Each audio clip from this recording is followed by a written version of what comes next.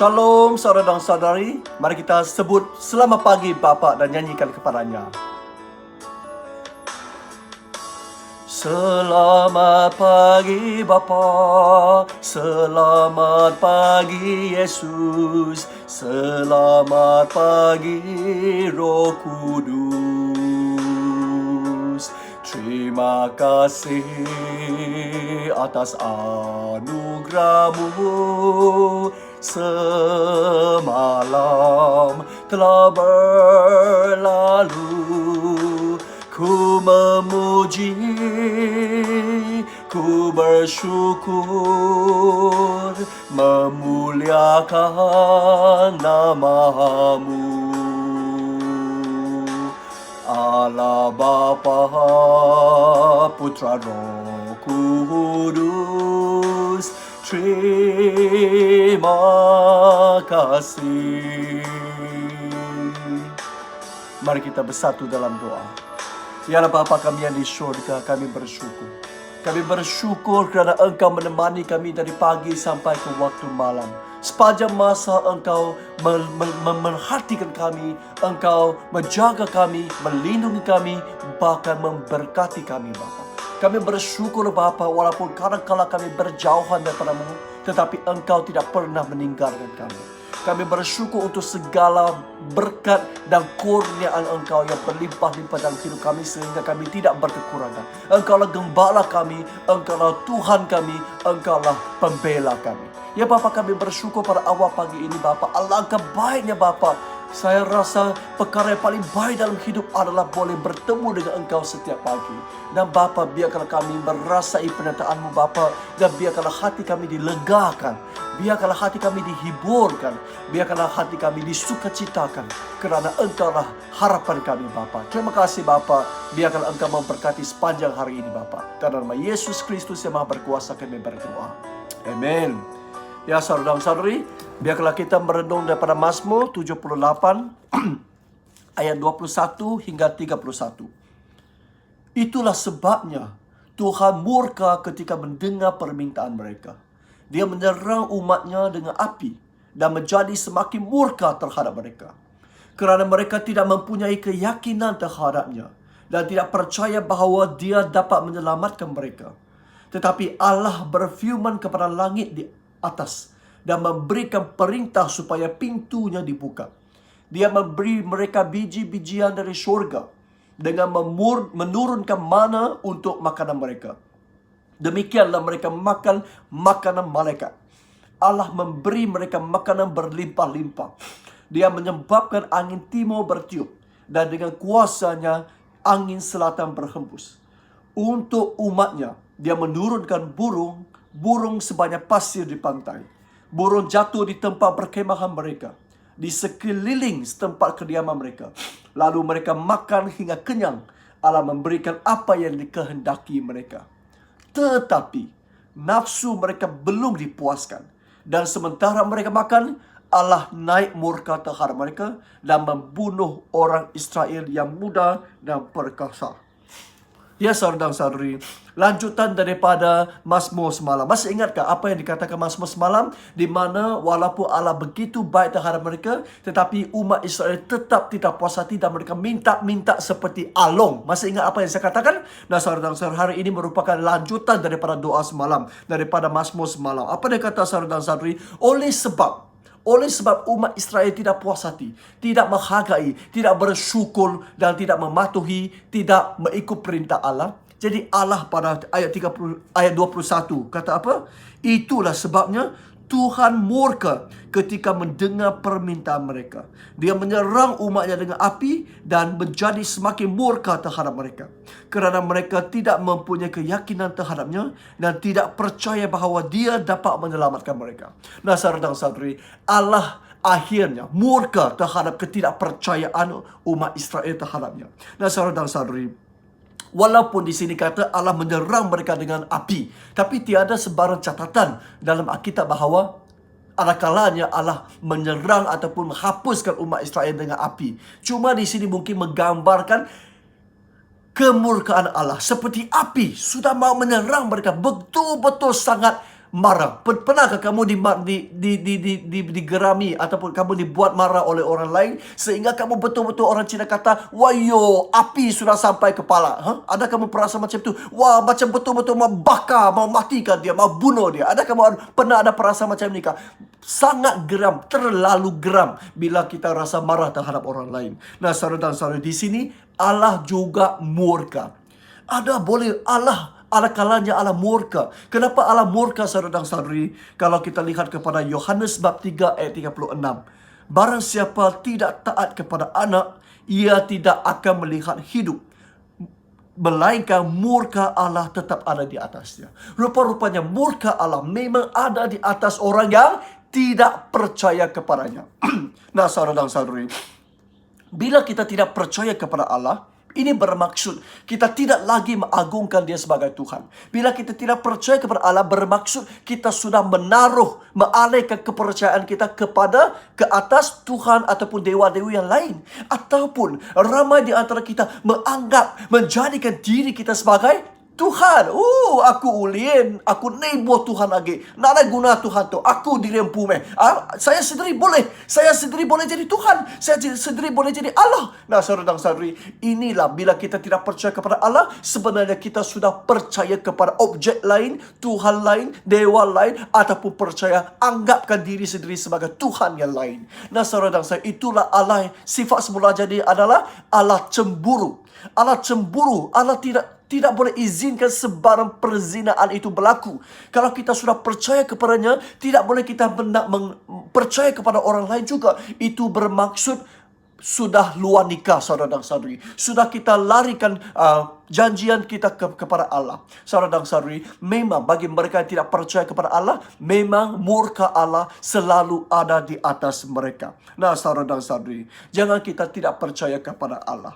Ya, Allah memang baik, memang melayani kita dengan begitu kasih, begitu sabar, begitu murni selama ini, saudara dan saudari. Tetapi kita kalau tidak percaya kepadanya, bermaksud sia-siakan kasih Allah untuk kita. Bahkan sia-siakan kematian Tuhan Yesus di atas kayu salib untuk kita. Dia sudah mati. Dan kita kata, apa guna mati di atas salib? Belakang saja itu, belagak saja itu.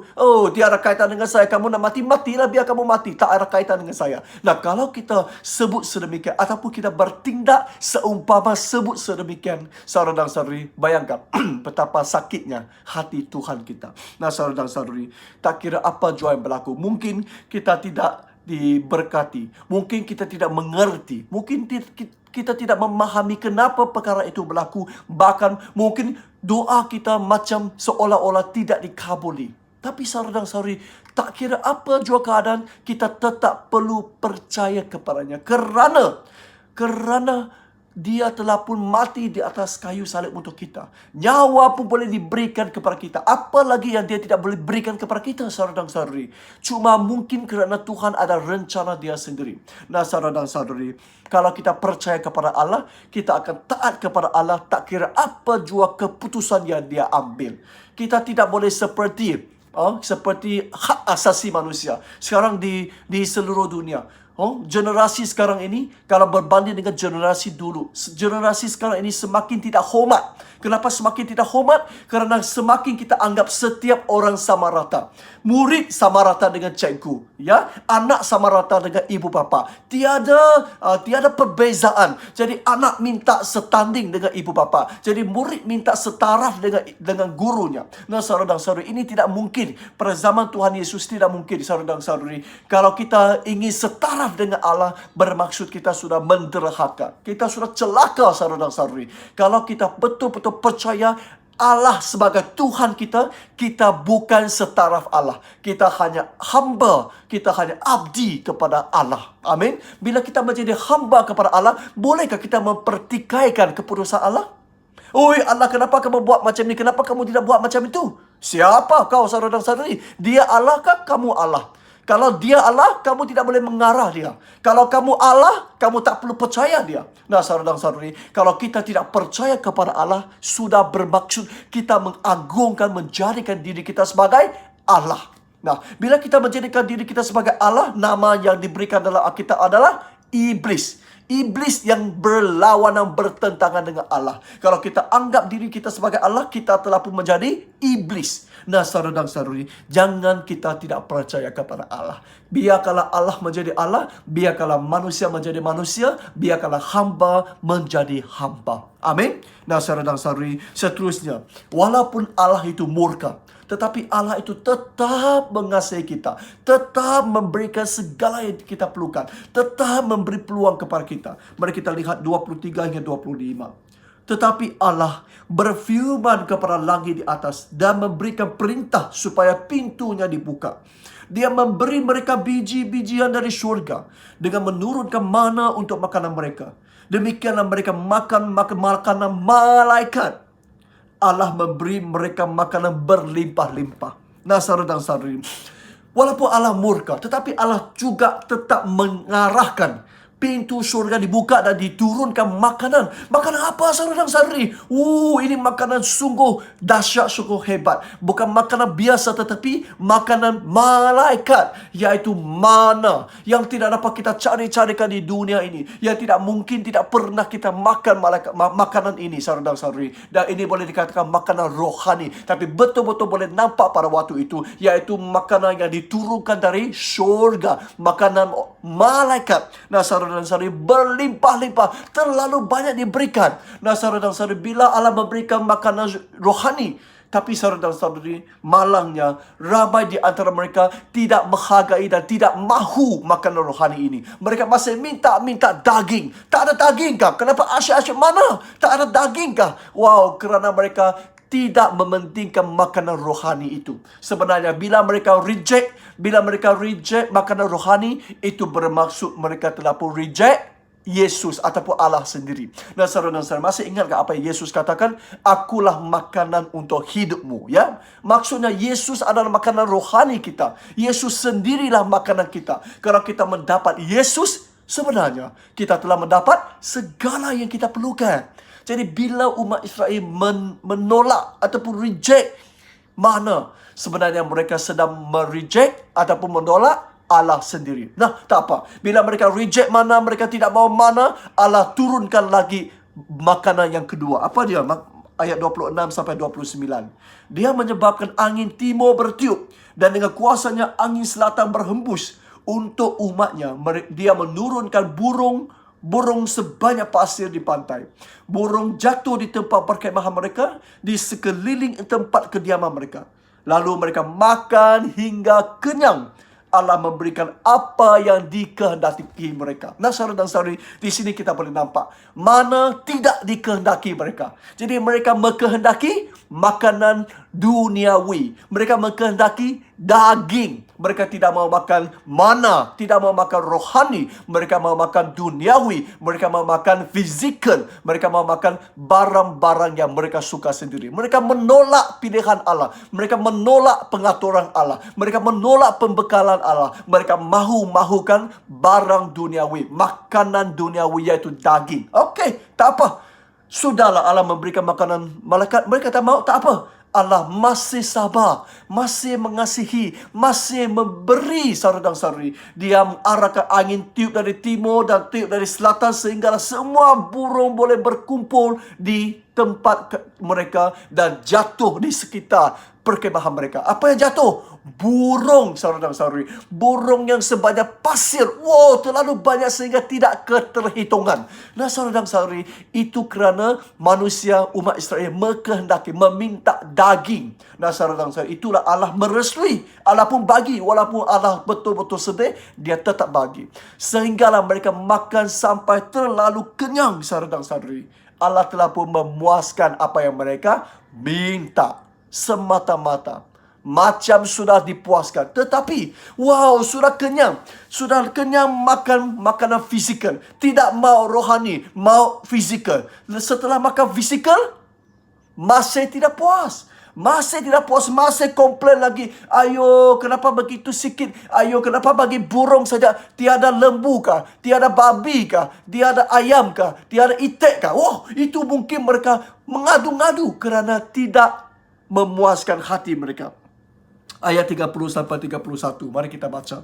Tetapi nafsu mereka belum dipuaskan. Dan sementara mereka makan, Allah naik murka terhadap mereka dan membunuh orang Israel yang muda dan perkasa. Saudara-saudari, walaupun Allah begitu baik terhadap kita, walaupun Allah sekali-kali merestui permintaan kita, walaupun dia sudah disakiti hati, tetapi saudara dan saudari, manusia tetap tidak puas hati. Walaupun sudah kenyang, tapi hati belum kenyang. Walaupun perut sudah kenyang, hati masih tidak cukup puas. Saudara dan saudari, itulah sebabnya mereka sementara makan, sambil komplain. Ayo, saudara dan saudari. Ada nampak orang macam ni kah di gereja? Ada nampak orang macam ni kah di sekitar kamu? Walaupun kita sudah banyak tolong mereka, sambil mereka menerima bantuan kita, sambil mereka mengeluarkan kata-kata yang menyakiti hati kita. Sambil mereka satu tangan mengambil bantuan kita, satu tangan menyerang kita. Ayo, saudara dan saudari, pernah kita nampakkah? Kalau kita dibuat macam itu oleh orang lain, memang kita akan patah semangat. Ayah, nebo lah, lain kali tak perlu bagi bantuan. Betul tak? Banyak di antara kita mungkin fikir macam itu. Bantu pun tidak guna, bantu pun tidak menghargai, bantu pun masih menyerang lagi. Ayo, apa guna? Biar dia matilah pada muka. Itu mungkin hati manusia.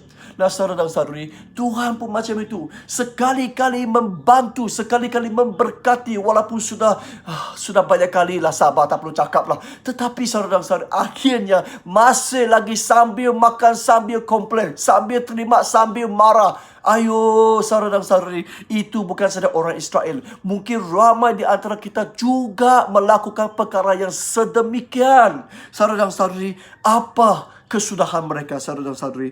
Akhirnya, boleh dikatakanlah, peluang yang diberikan oleh Allah itu ada hadnya. Ya, Allah selalu memberi peluang. Ya, memang dia selalu memberi peluang sehingga satu masa genapnya peluang itu akan ditarik balik. Sehingga ayat 31, Allah tarik balik peluang itu dan Allah naik murka terhadap mereka, lalu membunuh orang Israel yang muda dan perkasa, yang keras hati, yang muda, yang selalu komplain itu dibunuh dan dimatikan. Nah, saudara dan saudari, ini mengingatkan kita, jangan sesekali mencabar Allah. Jangan sesekali tidak puas hati. Jangan menjadi alung terhadap Allah. Allah cukup baik. Berkat yang kita terima daripada Allah itu cukup banyak, saudara dan saudari. Jangan kita tidak puas hati. Jangan kita tidak menghargai pula. Jangan kita masih komplain pula. Mana saja tak ada daging. Bila bagi daging, daging saja, daging burung saja. Tak ada lembu, tak ada babi, tak ada ayam, tak ada itik. Bila sudah diberi semua itu, mungkin kamu kata, makanan saja, tak ada duit. Ayo, saudara dan saudari, kita memang selalu melakukan perkara ini. Betul tak? Imbas kembali dalam hidup kamu, menyelidiki diri sendiri. Betulkah kita selalu tidak puas hati terhadap Allah? Nah, saudara dan saudari, biar kita bertaubat di depan Allah. Biar kita melihat apa yang Allah memberikan. Jangan melihat apa yang kita tidak terima. Yang kita tidak terima itu mungkin paling sesuai untuk kita keadaan yang kita tidak memiliki. Karena kalau kita memiliki kereta, kita banyak khawatir juga. Kerana memiliki kereta, kita perlu maintenance, perlu petrol, perlu bayar road tax, perlu bayar insurans. Lagi teruk. Itulah Allah tidak memberikan insurans kerana Allah tidak memberikan kereta. Bila Allah memberikan kereta, kamu lagi khawatir. Lagi banyak beban kamu. Betul tak? Dan mungkin ada di kalangan kita tidak kahwin, tidak ada suami isteri. Dan itu mungkin Allah yang merasai keadaan ini paling sesuai untuk kamu. Kerana bila kamu kahwin, kamu mungkin tidak pandai berkomunikasi. Kamu mungkin tidak pandai melayani suami isteri. Kamu ingat dia cantik, tapi bila kahwin, dia garang seperti harimau. Habislah, pahit betul hidup kamu. Ya, saudara dan saudara, Tuhan tahu keperluan setiap orang. Tuhan tahu kemampuan setiap orang. Jadi apa yang Tuhan bagi kepada kita sekarang ini adalah apa yang dianggap paling sesuai untuk kita. Nah, saudara dan saudari, Allah Maha tahu. Allah lebih mengenali diri kita daripada diri kita. Ya, kita belum lagi kenal diri. Allah sudah mengenali setiap pikiran dan hati diri kita. Jadi dia telah pun dia telah pun memberikan benda yang paling sesuai untuk kita. Jadi saudara dan saudari, apa yang kita perlu buat? Terima apa yang Tuhan bagi, Percaya bahawa Allah ada rencana yang baik dan jangan mengadu, jangan komplain. Ya, saudara-saudari. Biar kita belajar. Bukan saja belajar tiap-tiap hari, kita belajar dari segi cara kita bergaul dengan orang. Dari segi cara kita hidup di dalam gereja, di dalam jemaah. Kita perlu belajar selalu tidak komplain, tetapi selalu bersyukur terhadap apa yang kita ada. Kalau berhadapan dengan manusia pun kita tidak boleh bersyukur. Berhadapan dengan gereja pun kita tidak boleh bersyukur. Bagaimana kita berhadapan dengan Allah yang tidak kelihatan itu. Saudara dan saudari, hari ini bertabatlah kita. Jangan lagi kita tidak puas hati. Jangan lagi kita komplain, tetapi selalu bersyukur, selalu memuji, selalu menerima apa yang ada, dan biarkanlah kita tetap percaya kepada Allah. Ingat, Allah itu cemburu. Tidak izinkan sebarang jua perzinahan yang berlaku. Mari kita berdoa. Ya Allah Bapa kami di syurga, bantulah kami supaya kami mengelakkan diri daripada apa yang berlaku di antara umat Israel. Ya, kami ini pun selalu menjadi along. Selalu tidak puas hati, selalu tidak bersyukur terhadap apa yang kami miliki. Ampunilah kami Bapa, dan biarkanlah Engkau memberi kekuatan kepada kami untuk bertaubat, dan biarkanlah mulai hari ini kami berhenti komplain, tetapi meneruskan pujian dan kesyukuran kepada-Mu. Terima kasih Bapa, berkatilah setiap kami. Dalam nama Yesus Kristus yang Maha Berkuasa kami berdoa.